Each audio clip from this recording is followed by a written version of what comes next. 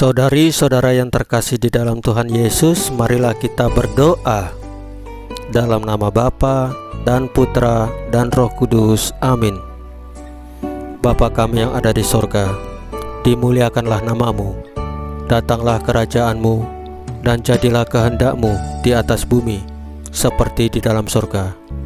Berilah kami rejeki pada hari ini, dan ampunilah kesalahan kami, seperti kami pun mengampuni yang bersalah kepada kami. Dan janganlah masukkan kami ke dalam pencobaan, tetapi bebaskanlah kami dari yang jahat. Ya Tuhan Yesus, terima kasih untuk penjagaan, pemeliharaan dan berkat-berkat-Mu bagi keluarga kami pada hari kemarin. Dan terima kasih untuk hari yang indah dan nafas kehidupan hari ini. Ampunilah segala pikiran, perkataan, perbuatan, kelalaian, ataupun perasaan kami yang tidak sesuai dengan firman-Mu, sehingga mengakibatkan dosa-dosa bagi kami. Ampunilah dengan kerahiman-Mu ya Tuhan Yesus. Dan berikanlah kerinduan yang besar kepada kami untuk menyambut sakramen Maha Kudus, yaitu Engkau sendiri, baik dalam misa online ataupun misa offline. Ya Roh Kudus, hadirlah saat ini untuk memimpin dan membimbing kami dalam membaca firman Tuhan Yesus dan merenungkannya, sehingga kami dapat mengerti maknanya dan dapat kami laksanakan dalam hidup kami sehari-hari di tengah masyarakat kami. Pembacaan Injil Yohanes pasal 18 ayat 1 sampai dengan 19 dan ayat 42.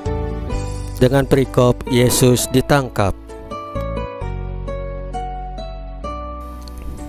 Setelah Yesus mengatakan semuanya itu, keluarlah ia dari situ bersama-sama dengan murid-muridnya, dan mereka pergi ke seberang sungai Kidron.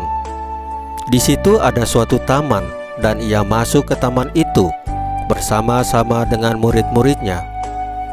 Yudas yang mengkhianati Yesus tahu juga tempat itu, karena Yesus sering berkumpul di situ dengan murid-muridnya.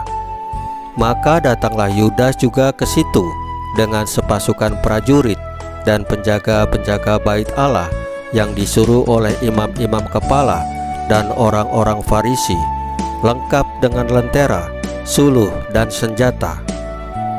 Maka Yesus yang tahu semua yang akan menimpa dirinya, maju ke depan dan berkata kepada mereka, "Siapakah yang kamu cari?" Jawab mereka, "Yesus dari Nazaret." Katanya kepada mereka, "Akulah dia." Yudas yang mengkhianati dia berdiri juga di situ bersama-sama mereka.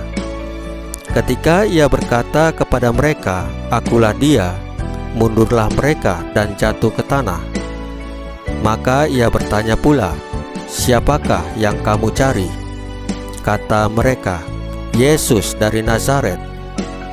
Jawab Yesus, "Telah kukatakan kepadamu, akulah dia.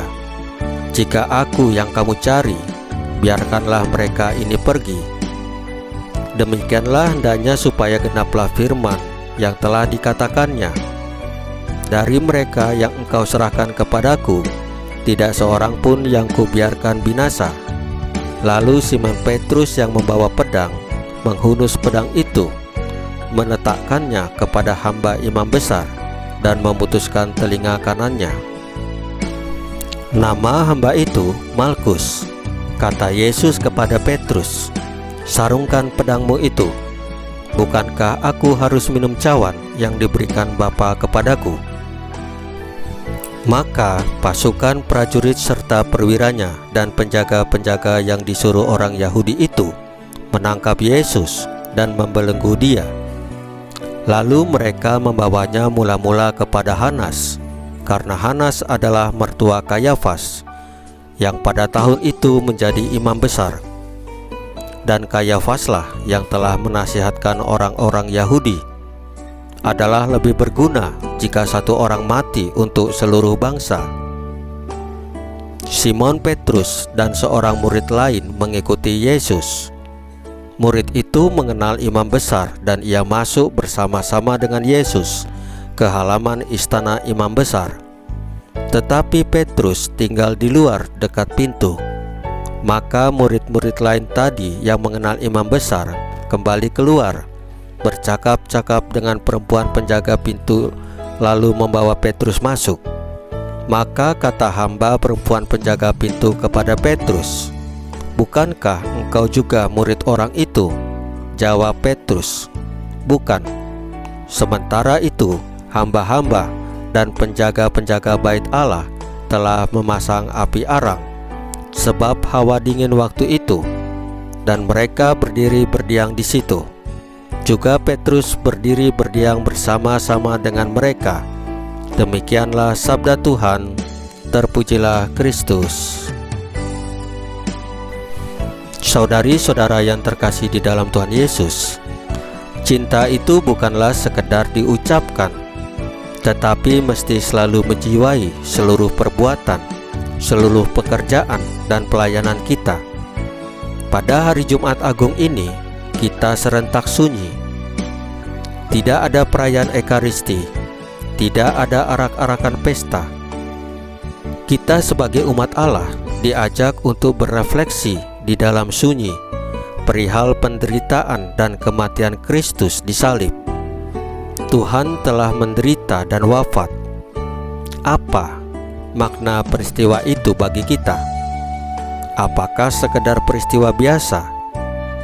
Dalam iman, kita meyakini bahwa Tuhan rela menderita dan wafat karena cintanya bagi kita. Karena cintanya, Ia memberikan nyawanya untuk kita. Ia setia pada tugas dari Bapanya, yakni menyelamatkan kita umat manusia dari kubangan dosa. Ia mengangkat kembali derajat kita manusia yang berdosa menjadi anak-anak Allah. Ia memulihkan hubungan kita dengan Bapanya yang tercabik putus karena dosa-dosa kita dengan darahnya. Saudari-saudara yang terkasih dalam Tuhan Yesus, marilah kita berdoa. Ya Tuhan, kuatkanlah kami dalam menapaki jalan salib hidup kami. Semoga kami mampu belajar setia dari-Mu. Salam Maria, penuh rahmat, Tuhan sertamu. Terpujilah engkau di antara wanita, dan terpujilah buah tubuhmu Yesus. Santa Maria Bunda Allah, doakanlah kami yang berdosa ini, sekarang dan waktu kami mati. Ya Tuhan Yesus, tambahkanlah iman kami hanya kepadamu saja, karena Engkau adalah Tuhan dan Juru Selamat kami satu-satunya, tidak ada yang lain. Dalam nama Bapa dan Putra dan Roh Kudus. Amin. Saudari-saudara yang terkasih dalam Tuhan Yesus, bacaan firman dan renungan hari ini sudah selesai. Tuhan Yesus memberkati kita semua.